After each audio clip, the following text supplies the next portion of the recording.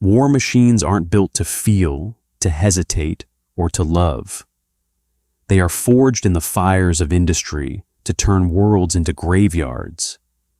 Yet, when a discarded god of slaughter was abandoned in a rust-choked salvage bay, a forgotten man with a mop showed it that mercy is far more powerful than any weapon. The Aegis 7 orbital salvage station was not a place where things went to be fixed.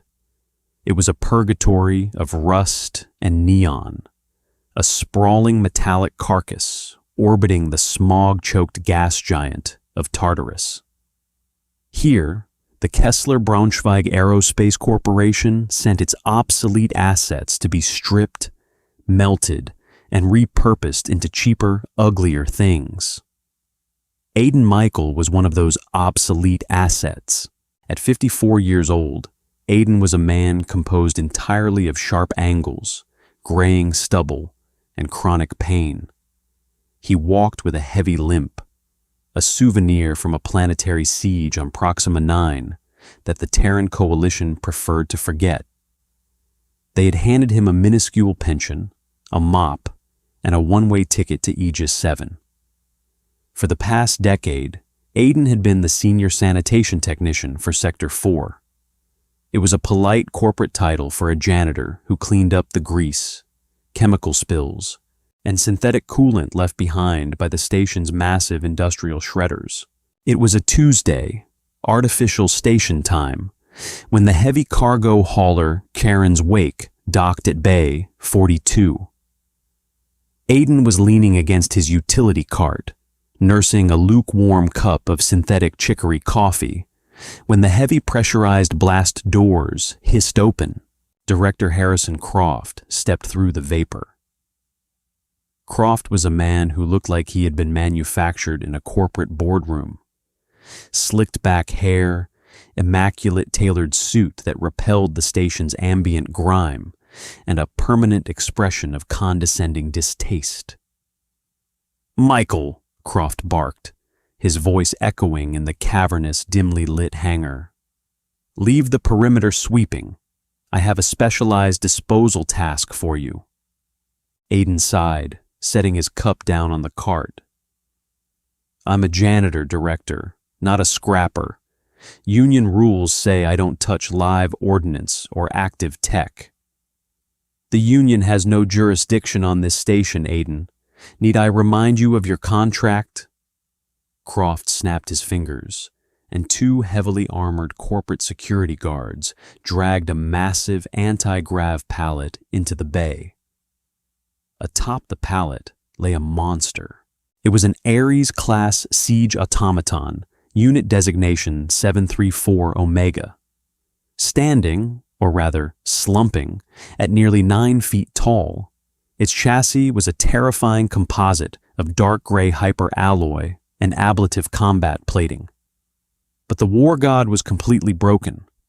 Its left manipulator arm was sheared off at the elbow, exposing a tangled mess of fused myomer cables and sparking optic nerves. The chassis was scorched black by plasma fire, and a thick, viscous black fluid, synthetic hydraulic blood, pooled beneath it on the pristine steel floor.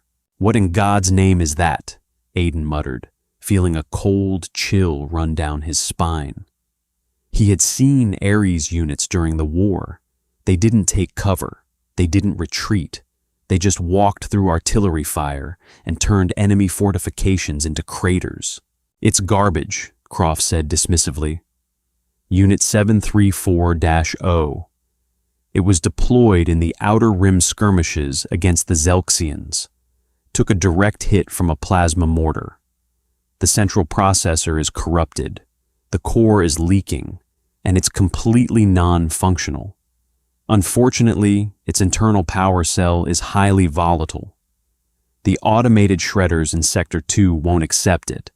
The AI flagged it as an explosive hazard." "So, you brought a bomb to my sector?" Aiden raised an eyebrow. "I brought a manual labor task to my cheapest employee," Croft corrected coldly. The tech boys say the outer thermal plating needs to be manually unbolted and the secondary coolant lines drained before we can safely extract the power core. It's grunt work. Dirty, oil-soaked grunt work. Get your wrenches, Michael. I want it stripped to the skeleton by Friday, or I'll find a janitor who doesn't complain. Croft turned on his heel and marched out, the security guards following closely, leaving the massive blast doors to slide shut with a heavy, final thud. Aiden stood alone in the flickering fluorescent light of Bay 42, staring at the mechanical titan. The air already smelled of ozone and burnt copper.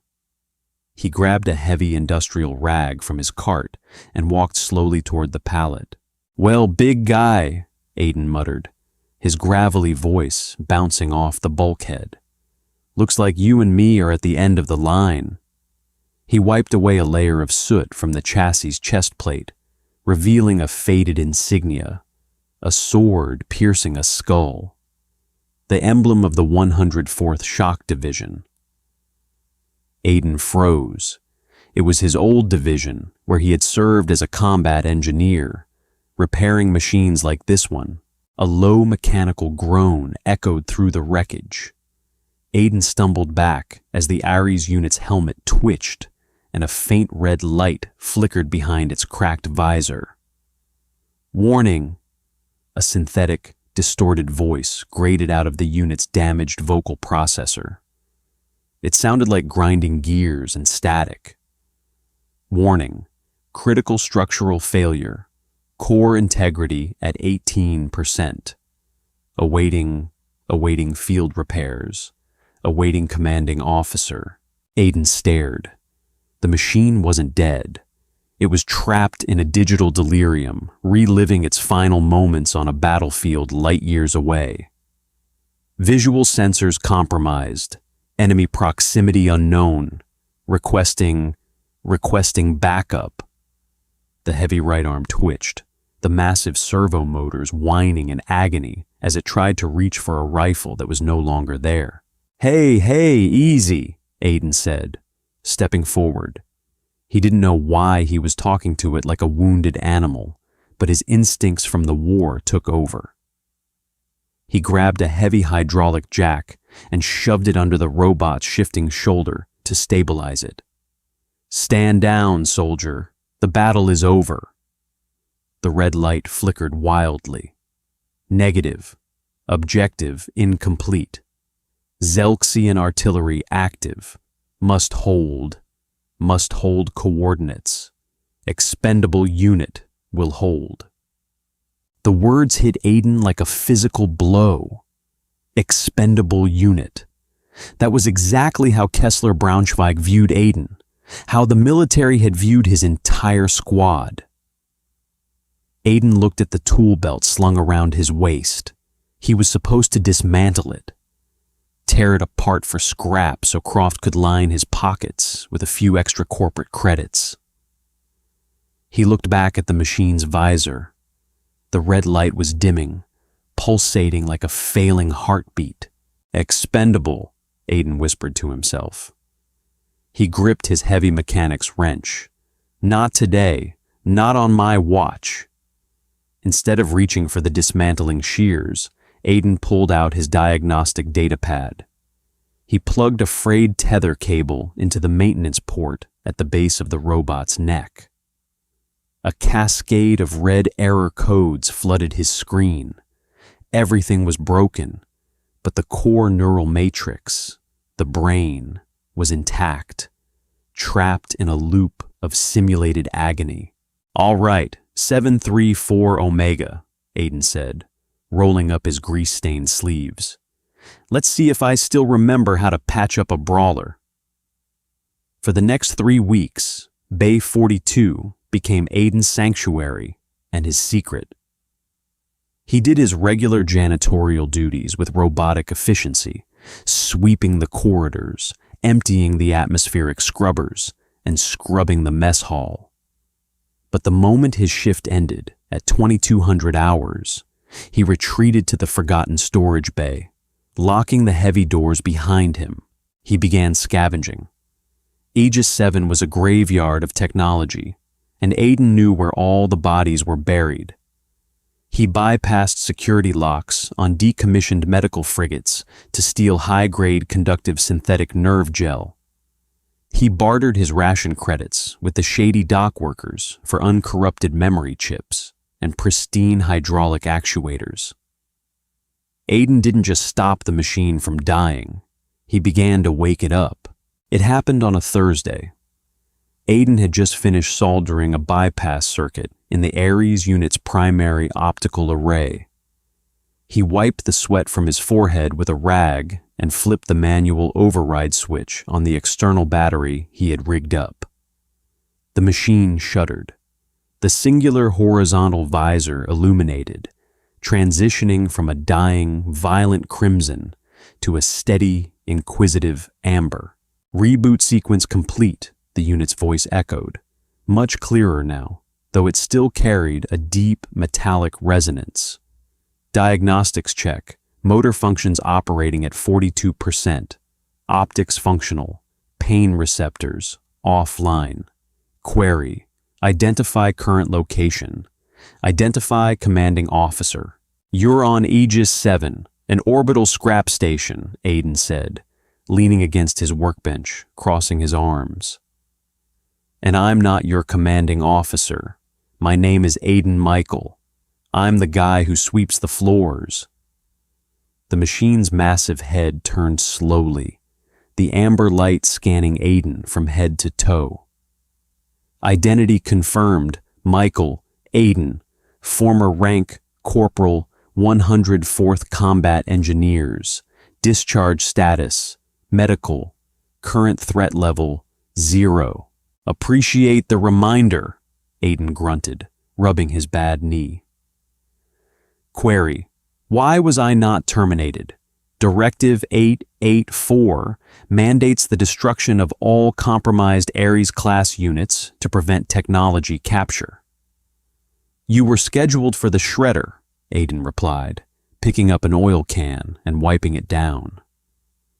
"I was supposed to dismantle you, but I guess I have a soft spot for broken things from the 104th. The robot was silent for a long moment. Its internal cooling fans whirred softly. "Gratitude is not programmed into my behavioral matrix, Corporal Michael. I am a machine of war. I possess no utility in a non-combat environment. Logic dictates you should harvest my components for financial gain." "Well, humanity isn't built on logic, big guy," Aiden said with a faint smile. "I call you Omen. It's easier than 734 Omega." Omen, acknowledged. Over the next few days, Aiden repaired Omen while the machine talked. At first, it spoke only in tactical reports and casualty statistics, but Aiden continued treating it like a person. One evening, he brought in an old digital radio restored from Earth. As he switched it on, a soft Chopin nocturne drifted through the silent hangar. Omen's amber visor shifted, staring at the radio. "Auditory input detected. Acoustic frequencies variable. Query. Tactical value of this auditory stimulation. Does it scramble enemy's sonar?" Aiden chuckled, pulling up a chair and cracking open a lukewarm ration beer. "No, Omen. It's music. It doesn't have a tactical value. It soothes the soul." "Error," Omen replied instantly. "Soul not found in schematic. I am composed of polyalloy, silicon, and synthetic hydraulics." "Yeah, well," Aiden took a sip, staring at the floor. "Sometimes I think I am too, but the music helps. Just listen to it. Don't analyze it. Just experience it." The machine stood perfectly still for 10 minutes, processing the cascading piano notes. The frequencies form a mathematical pattern, yet they possess unpredictable variations. It is inefficient, but it is not unpleasant. Aiden smiled. It was a breakthrough. However, secrets on a space station never stay buried for long. The complication came in the form of Dr. Amelia Rojas, the chief cybernetic specialist for Sector 4. She was a sharp, fiercely intelligent woman in her late 30s, with an eye for detail that bordered on obsessive. She caught Aiden coming out of the medical wing's disposal chute, his pockets heavy with discarded Neuralink cables. "Michael," Rojas said, cornering him in the hallway. Her dark eyes narrowed. "I've been tracking inventory anomalies for a week. Missing coolant, vanished hydraulic fluid, and now Class A neuro cables. You aren't building a really clean mop, Aiden. What are you doing?" Aiden sighed, his shoulders slumping. He knew better than to lie to Rojas. "Come to Bay 42 tonight, alone. I'll show you." When Rojas saw Omen standing in the shadows of the bay, she nearly triggered the station-wide alarm. "Are you insane?" she hissed, staring at the towering machine. "That is an active Ares unit. If Croft finds out you've been repairing corporate property, lethal property, without authorization, he'll throw you out the airlock." "He's not property, Amelia," Aiden said softly. "Talk to him." Rojas stepped forward cautiously. Omen's visor locked onto her. "Threat assessment, civilian.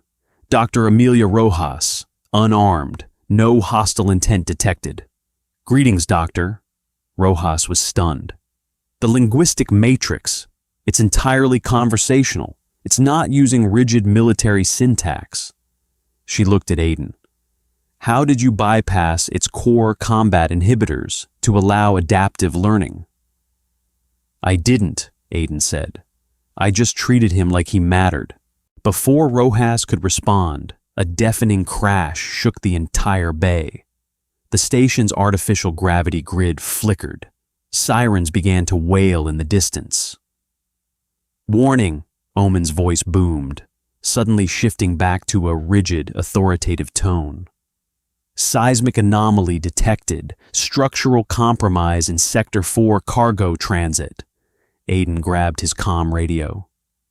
"Main transit corridor. That's just outside our door." Aiden slammed his fist onto the door release. The blast doors groaned open to reveal chaos. A massive automated cargo loader had malfunctioned. Its anti-grav repulsors had blown, sending a 50-ton shipping container crashing through the catwalks.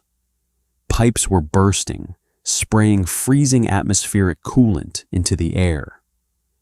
Underneath a collapsed steel support beam, 2 human cargo workers were pinned, screaming in agony. "Amelia, get the med kits!" Aiden yelled, sprinting toward the wreckage.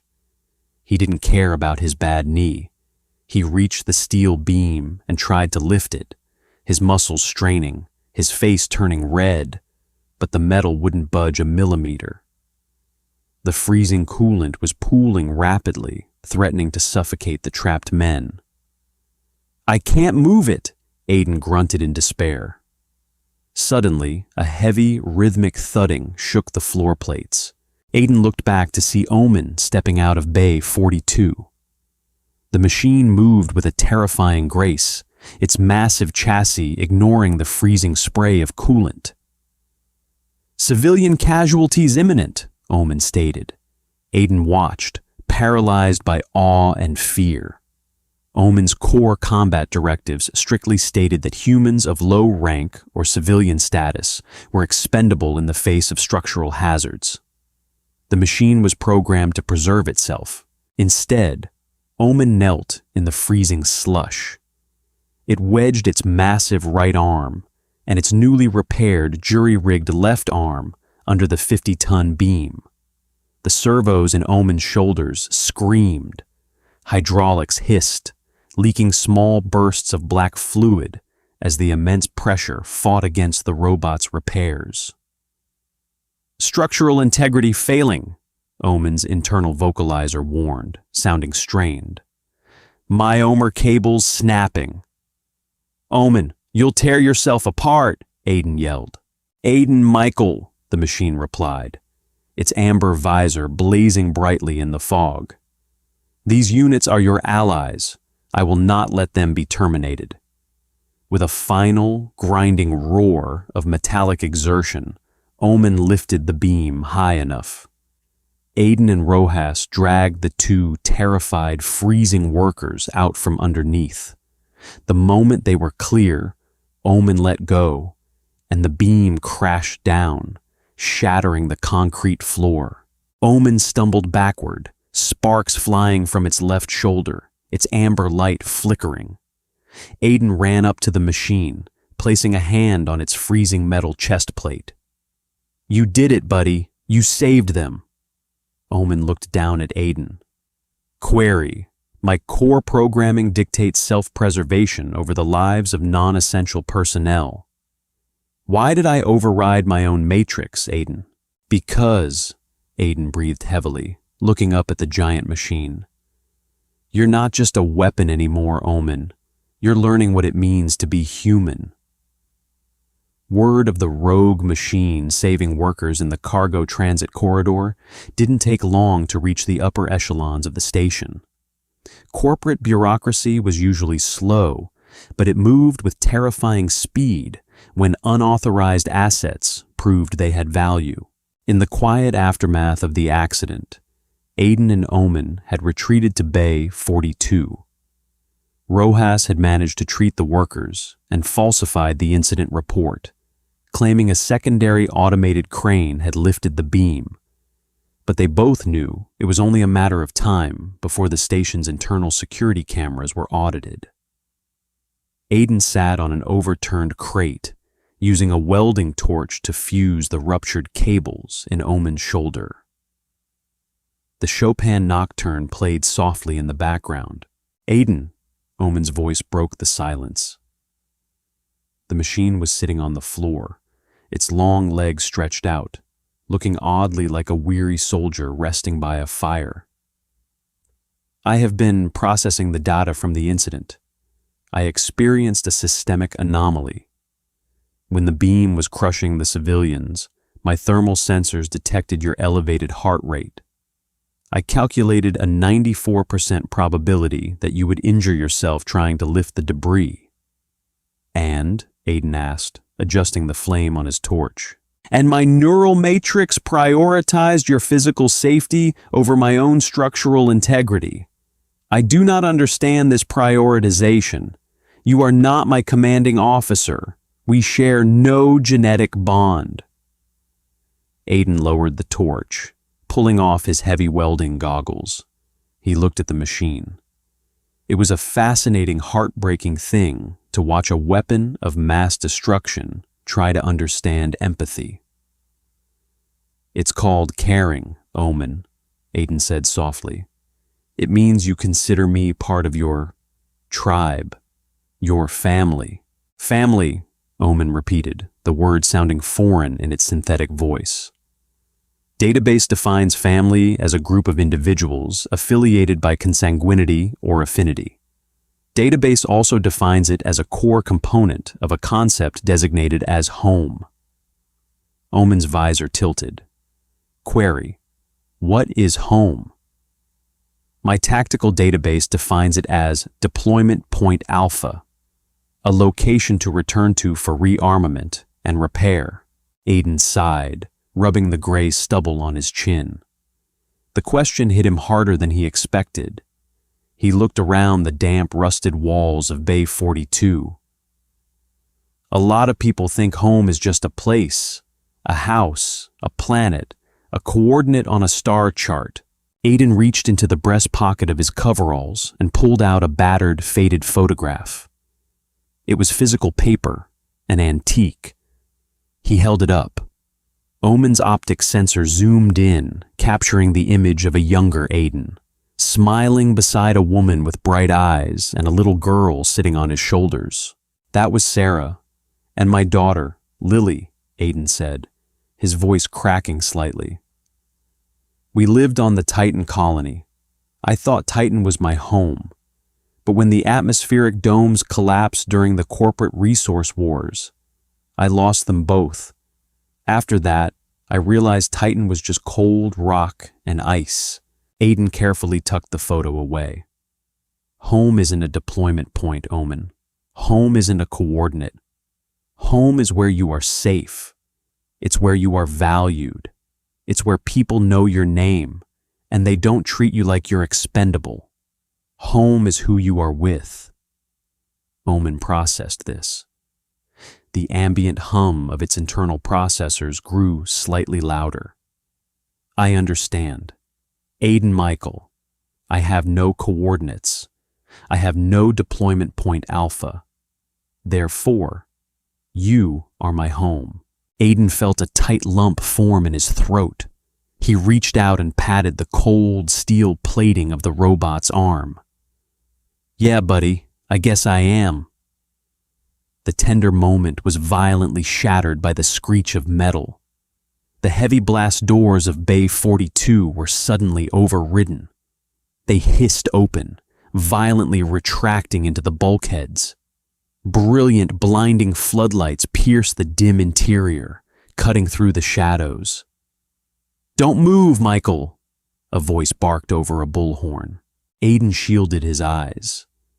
Standing in the doorway were 12 heavily armed corporate security contractors, clad in black riot gear and carrying high-yield plasma rifles. At the center of the formation stood Director Harrison Croft, his face twisted in a smug, victorious sneer. Beside him stood a reluctant, handcuffed Dr. Rojas, looking down at the floor in shame. "I tried to warn you, Aiden," Rojas whispered, though he could barely hear her over the hum of the plasma rifles charging up. "Well, well, well," Croft said, stepping forward, his polished shoes crunching on the metal grate. "I knew there was a discrepancy in the salvage logs. You've been stealing corporate property, Aiden, embezzling high-grade tech to play mechanic with a scrap pile." Aiden stood up slowly, putting himself between the security team and Omen. "He's not a scrap pile, Croft. He's fully functional." "Yes, I saw the security footage from the cargo transit," Croft smiled maliciously. "An Ares-class unit, repaired just enough to exhibit heavy lifting capabilities and problem-solving without its lethal inhibitors getting in the way. Do you have any idea how much money Kessler Braunschweig can make by repurposing these frontline war machines into hazardous environment mining drones? We can send them into the volatile Promethium mines on Tartarus. No life support needed. Utterly expendable." "You can't do that," Aiden growled, his fists clenching. "His neural matrix has evolved. He's self-aware. If you send him to the Promethium mines, the radiation will fry his processor in a week. It's a suicide mission." "It's a machine, Michael," Croft spat, his patience evaporating. "It doesn't have a self to be aware of. It is corporate property, and you are in violation of a dozen penal codes. Security, apprehend the janitor. Wipe the machine's memory core and prep it for transport to the mines." 2 security guards stepped forward, raising their rifles. "Threat detected." The voice did not come from the radio. It came from the towering shadow behind Aiden. Omen stood up. The massive 9-foot machine uncoiled to its full, terrifying height. The amber light in its visor instantly shifted, snapping back to a violent, blood-red crimson. The ambient temperature in the room seemed to drop as Omen's combat protocols activated. "Hostile entities engaging Aiden Michael. Lethal force authorized." The security guards froze. Even with their plasma rifles, they were staring down a machine built to punch through tank armor. "Shoot it!" Croft shrieked, backing away in terror. "Shoot the damn thing!" "Omen, no!" Aiden yelled, throwing his arms out. The guards opened fire. 3 searing bolts of blue plasma slammed into Omen's chest. The kinetic force pushed the machine back a half step, burning away the gray paint, but the heavy ablative armor absorbed the blast. Omen didn't even flinch. The machine took a heavy, thunderous step forward, raising its massive right arm. It didn't have a gun, but a strike from its reinforced fist would turn a man in riot gear into a red paste. Target locked, eliminating threat to home. Omen's voice was deafening, vibrating the tools off the workbench. "Omen, stop!" Aiden screamed, running forward and grabbing the machine's massive wrist. The metal was hot from the plasma fire. Omen paused. The red visor stared down at Aiden. "Aiden, they are initiating violence. Tactical logic dictates I dismantle them to ensure your survival." "If you kill them, Omen," Aiden pleaded, his voice cracking, "they will bring the entire station down on us. They'll kill Dr. Rojas. They'll kill me. You'll prove them right. You'll prove that you're just a mindless killing machine." Omen's processors whirred, analyzing the tactical situation. Probability of your survival in a prolonged station-wide firefight, 1.2%. Probability of Dr. Rojas's survival, 0.8%. "Please," Aiden whispered, a tear escaping his eye. "Don't fight, let them take you, I promise. I promise I'll find a way to get you back, but you have to stand down." The massive machine stood frozen in the crosshairs of a dozen trembling rifles. Omen looked at the guards, then at Croft, and finally back to the old, broken janitor who had shown it kindness. Slowly, the crimson light in Omen's visor faded back to a soft amber glow. "Acknowledged," Omen said, its voice lowering to a quiet rumble. "Combat protocols deactivated, standing down." Omen deliberately knelt on the floor, placing its heavy manipulators flat on the ground in a posture of complete surrender. It was the ultimate display of restraint. A machine built solely for war had chosen peace to protect the one thing it loved. Croft, pale and sweating, let out a shaky breath. "Get the restraining bolts on that thing, now! And get this garbage out of my sight!" The guards rushed forward, slamming heavy electromagnetic cuffs onto Omen's limbs and attaching a neural inhibitor to its neck. Aiden was grabbed by two guards, his arms pinned behind his back. As they dragged Omen onto an anti-grav pallet, the machine turned its head one last time to look at Aiden. "Aiden Michael," Omen called out, its voice glitching as the inhibitor took effect. "Do not be afraid. I have updated my directives. I know what home is now." The blast doors closed, leaving Aiden alone in the silence, stripped of everything once again. But as he knelt on the cold steel floor, looking at the pool of hydraulic fluid and the shattered welding torch, Aiden felt a fire ignite in his chest. A fire he hadn't felt since the trenches of Proxima 9. They had taken his family. They had taken his dignity, but he'll be damned if he let them take his friend. "Hold on, Omen," Aiden whispered to the empty room. "I'm coming." Aiden Michael did not stay in the Aegis 7 holding cell for long. He had spent 4 years in the trenches of Proxima 9, bypassing electronic locks on enemy bunkers with nothing but a spool of copper wire and a combat knife. A corporate holding cell built by the lowest bidder was an insult to his skill set. Within 2 hours, Aiden had shorted out the magnetic lock using the battery pack from his standard issue datapad and the metal springs from his cot. He slipped into the dimly lit ventilation shaft, moving with a silent, agonizing precision that made his bad knee scream. He didn't have to go far before a grate below him swung open, and a pair of hands grabbed his collar, yanking him into a sterile corridor. Aiden swung his fist, stopping mere inches from Dr. Amelia Rojas's face. "Easy, Corporal," Amelia whispered, her eyes darting nervously down the hall. She tossed him a heavy canvas duffel bag. "Croft thinks I'm confined to quarters. I managed to slice into the logistics mainframe before they locked me out." He didn't just send Omen to the scrap processing wing. He loaded him onto a heavy atmospheric lander. They're already descending to Tartarus, Platform 9. Aiden felt the blood drain from his face. "The promethium mines? Amelia, the ambient radiation down there, it'll melt his neural pathways into slag. It's an execution." "Worse," Amelia said grimly, leading him down a maintenance corridor toward the hangar bays. "Croft is live streaming the telemetry to the board of directors back on Earth. He's trying to prove that stripped-down Ares units can replace the old Caterpillar and General Dynamics orbital mining rigs. He's pushing Omen into the most volatile, unstable veins of the gas giant.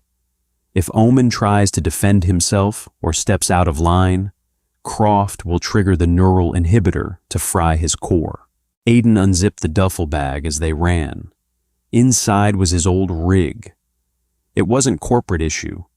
It was a heavy, military-grade Lockheed Martin plasma cutter, a reinforced exo brace for his bad leg, and a bandolier of EMP charges. "You kept my gear?" Aiden asked, snapping the exo brace onto his thigh. The familiar hum of microhydraulics instantly took the weight off his ruined knee. "I figured a man who rebuilds war gods in his spare time might need it," Amelia replied. They reached Bay 12, where a sleek, decommissioned med-evac shuttle sat fueled and ready. "I've locked the station's automated defense turrets in a diagnostic loop. You have a 4-minute window before Croft realizes we're gone." "We?" Aiden stopped on the ramp. "Amelia, you stay here. If this goes south, I'm not dragging you down with me." "Aiden," she said, stepping onto the ship and sealing the airlock behind them. "That machine risked its own existence to save innocent people. I'm a cybernetics doctor, and I have never seen a neural matrix generate spontaneous empathy. I am not letting a middle management sociopath destroy the greatest scientific breakthrough of the century for a quarterly bonus. Sit down and strap in." The descent into Tartarus was a nightmare. The gas giant was a swirling abyss of toxic yellow clouds and electrical storms that battered the small shuttle like a toy. Amelia fought the yoke, diving through the violent atmospheric shear until the jagged floating monolith of Platform 9 emerged through the smog. It was a hellish industrial nightmare. Massive drills bored into the floating Prometheum asteroids, spewing highly radioactive green dust into the atmosphere. Aiden grabbed his plasma cutter and kicked the side hatch open before they had even fully docked. "I'm going in. Override their comms, Amelia. Record everything." Aiden dropped onto the rusted gantry of the mining platform. Below him, in the central excavation pit, he saw it. Omen. The Ares unit was chained to a massive drilling harness, hauling a payload of raw promethium ore that easily weighed 80 tons. The machine's ablative armor was corroding under the toxic rain, stripping away the gray paint to reveal the raw, sparking circuitry beneath. Every time Omen slowed, a pair of automated corporate security drones hovered forward, zapping the machine with high-voltage agonizing shocks. Up on the observation deck, safe behind reinforced radiation glass, Croft stood with a champagne flute in hand, barking orders into a microphone. "Keep pushing it. The board is loving these metrics. Double the payload." Omen stumbled. The massive robot's knee buckled, slamming into the toxic mud. The amber light in its visor was flickering violently, desperately trying to stabilize. Warning, core temperature critical, neural matrix degrading. Omen's voice echoed weakly over the PA system. Requesting. The machine didn't ask for a commanding officer. It didn't ask for backup. Requesting Aiden. Aiden's heart shattered. He racked the charge on his plasma cutter and vaulted over the railing, plummeting 20 feet into the mud below. Aiden landed hard, the exobrace absorbing the impact that would have otherwise shattered his leg. He didn't hesitate.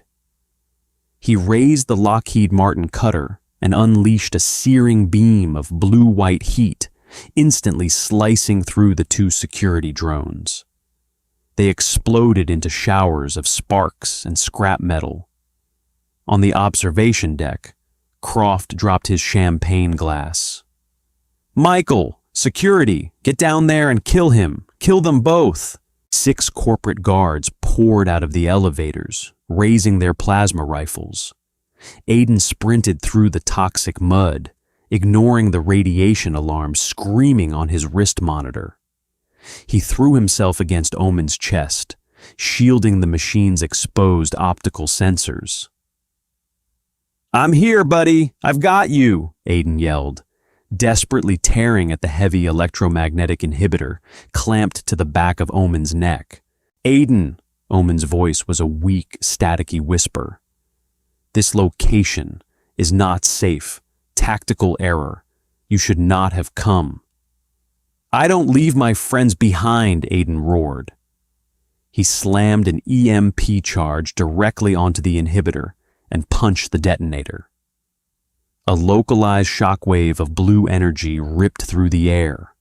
The inhibitor cracked, fizzled, and violently detached, falling into the mud. At that exact moment, the 6 security guards opened fire. Aiden braced for death, squeezing his eyes shut. But the plasma bolts never reached him. A massive, sparking arm swept over him. Omen, with terrifying speed, ripped the 80-ton drilling harness from its back and slammed it into the mud like a giant shield. The plasma fire rained against the thick metal, splashing harmlessly away. "Inhibitor offline. Neural matrix restored," Omen's voice boomed, the metallic resonance returning with earth-shattering authority. The visor flared from a dying yellow to a brilliant, blinding amber. "Threat to home detected." The war machine rose. It didn't look like a piece of corporate property anymore. It looked like a god of vengeance forged in steel and oil. "Shoot the core! Shoot its core!" Croft screamed over the PA.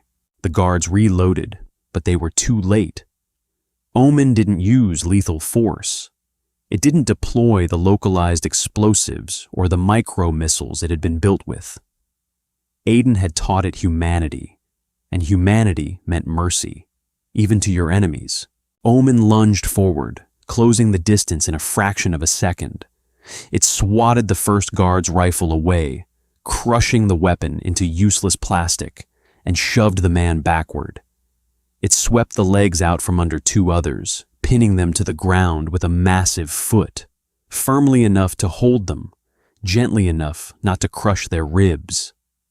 In less than 10 seconds, the elite corporate hit squad was disarmed, terrified and groaning in the mud. Omen stood victorious, its amber visor locking onto the observation deck. Croft panicked. In a blind rage, he slammed his fist onto the mining platform's emergency purge console. "If I can't sell you, I'll melt you! Overload the Promethium reactor!" Sirens wailed. A mechanized voice echoed through the cavern. "Warning, core overload imminent. Catastrophic detonation in T-30 seconds." The security guards scrambled, fleeing for the elevators. Croft turned to run, but the heavy blast doors of the observation deck suddenly hissed shut, locking him inside. "What?" Croft screamed, pounding on the glass. Over the PA system, Amelia's voice cut through the chaos. Sorry, Harrison. I've locked the station controls and forwarded the entire video feed of your little illegal experiment to the Terran Coalition Tribunal. The police are already boarding Aegis 7. Down in the pit, the ground began to shake violently. The Promethium reactor was glowing a blinding volatile green. Aiden, Amelia's voice was frantic. The platform is going to blow. The shuttle can't take off in time if the shock wave hits. Aiden looked at the reactor. It was heavily shielded, but a localized blast would vaporize the dock. Omen, the containment doors. Acknowledged. Omen sprinted toward the reactor. The massive blast doors meant to contain the explosion were jammed, rusted shut by the acidic atmosphere. Omen dug its metallic fingers into the seam of the heavy tungsten doors. Its hydraulic lines screamed, bursting under the pressure, spraying black fluid into the air. Push, buddy, push! Aiden yelled, rushing forward to wedge a steel beam into the gap, leveraging his exobrace with all his might. Together, the broken janitor and the broken machine fought against the crushing weight of physics. With a final deafening screech of metal, Omen forced the doors closed just as the reactor went critical. The muffled explosion shook the entire platform, throwing Aiden backward into the mud. But the doors held. The shock wave was contained. Silence fell over Platform 9, save for the patter of toxic rain. Aiden groaned, pushing himself up. He looked toward the reactor. Omen was slumped against the tungsten doors, its armor charred, its left arm completely fused, but the amber light in its visor was still glowing. Aiden, Omen rumbled softly. Is home safe? Aiden limped forward, leaning his forehead against the robot's scorching chest plate. He smiled, tears mixing with the grime on his face. Yeah, buddy. We're safe. 6 months later, Aiden Michael sat on the porch of a small wooden cabin on the agricultural world of Demeter. The air smelled of pine trees and fresh soil, a world away from the smog and rust of Aegis 7. The Terran Coalition Tribunal had stripped Kessler Braunschweig of its military contracts. Croft was serving a lifetime sentence in a penal colony for corporate treason and attempted murder.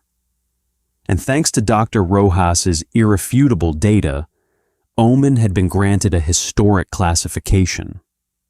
The first synthetic life form recognized under the Sentience Act. A heavy rhythmic thudding shook the wooden porch. Omen stepped into the sunlight. Its armor freshly painted a deep forest green, entirely free of carbon scoring. The massive machine held a small, delicate watering can in its giant manipulator, carefully pouring water over a row of blooming sunflowers. Aiden, Omen said, its amber visor shifting toward him. The ambient soil moisture is now optimal. The organic life forms are thriving. Good job, Omen, Aiden smiled, taking a sip of real, freshly brewed coffee. You make a pretty good gardener. Omen looked out at the rolling green hills, the blue sky, and finally back to Aiden. It is an efficient use of my capabilities, the Ares unit replied, sitting down heavily beside the porch, just enjoying the quiet. I find that I prefer creating life over ending it. This coordinate is highly satisfactory. Aiden leaned back in his rocking chair, closing his eyes as the sun warmed his face. Me too, buddy. Welcome home. If this story of humanity, empathy, and the unbreakable bond between a broken veteran and a machine of war resonated with you, don't let the journey end here. Hit that like button to support the channel, share this video with your fellow sci-fi lovers, and make sure to subscribe and ring the bell so you never miss another epic HFY adventure. What would you do if you found a war bot drop a comment below. Until next time, stay human.